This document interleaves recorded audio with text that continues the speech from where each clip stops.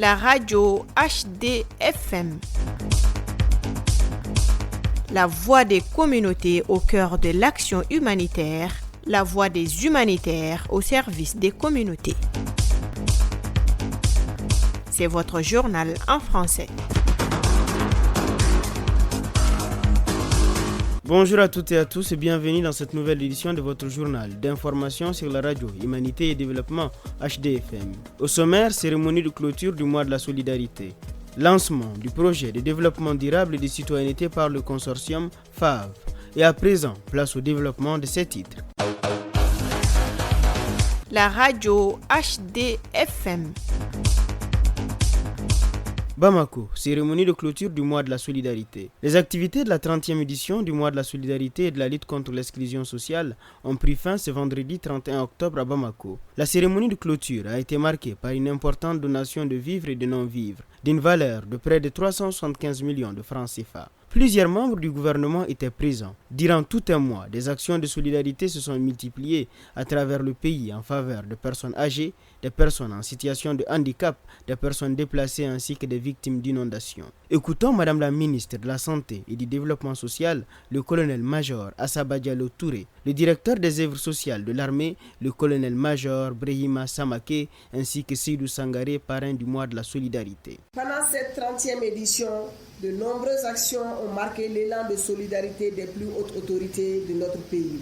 Je voudrais noter entre autres la visite au doyen du district de Bamako par le chef de l'État président de la transition, suivie de celle du Premier ministre, des présidents des institutions de la République du Mali et des gouverneurs de région aux personnes les plus âgées dans les communes du district de Bamako et dans les régions. Les œuvres sociales du président de la transition qui ont concerné toutes les régions du Mali, des distributions de kits scolaires aux enfants de parents démunis et des déplacés internes, l'organisation des journées de consultation gratuites pour les personnes de troisième âge à Bamako, Kalabankoro, Bla, Toubakoura, Kadjolo, Sélengué et le district de Bamako.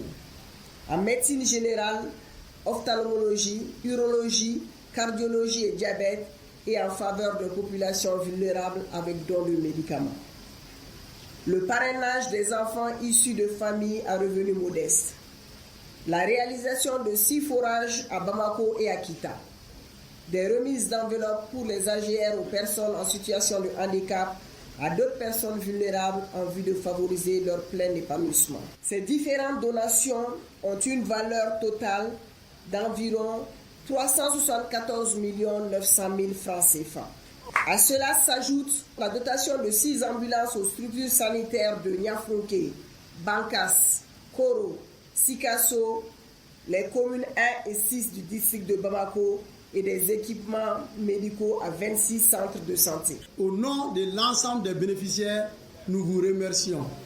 Et tous nos remerciements vont aussi au président de la transition, au chef de l'État, chef suprême des armées, le général d'armée Assimi Goïta.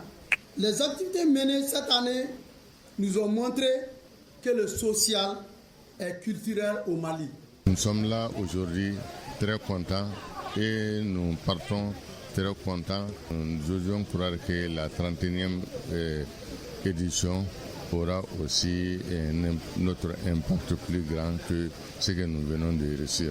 Bamako, lancement du projet de développement durable et de citoyenneté par le consortium FAV. Le projet de développement durable et de citoyenneté active a été lancé ce vendredi 31 octobre 2025 à Bamako. Ce programme vise à sensibiliser et à renforcer les capacités des communautés locales sur la protection de l'environnement et la promotion de la citoyenneté. Initiative du consortium FAV, ce projet est soutenu par le Fonds d'appui au moteur du changement FAMOC et s'étend sur une année.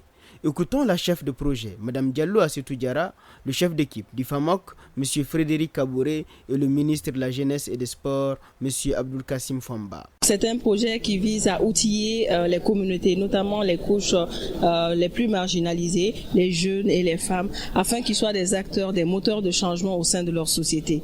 Pousser les sociétés à s'intéresser aux questions de développement de leur propre commune, veiller à ce que les environnements soient protégés et mieux utilisés pour favoriser le développement durable. Je me réjouis que Consortium FAV et fait le lien entre la citoyenneté active, la gouvernance inclusive et la protection de l'environnement. Ce n'est pas un domaine de prédilection du FAMOC, mais ils ont été si innovants que l'idée nous a séduits et que nous avons décidé de financer leur projet. C'est en période de difficulté qu'on mesure réellement son degré de citoyenneté. Et on doit se dire tous les matins, qu'est-ce que j'ai fait aujourd'hui dans cette période difficile pour améliorer les conditions de vie des membres de ma communauté. En tout cas, nous comptons beaucoup sur vous, sur le consortium, toutes les organisations, les partenaires qui nous accompagnent.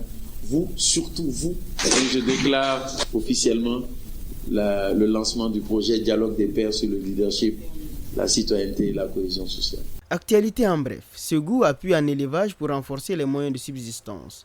À Konobougou, région de Ségou, plus de 40 personnes, dont 26 femmes, ont bénéficié d'un appui en élevage grâce au soutien du Canada, de l'Allemagne, de la Suède et de l'Union européenne.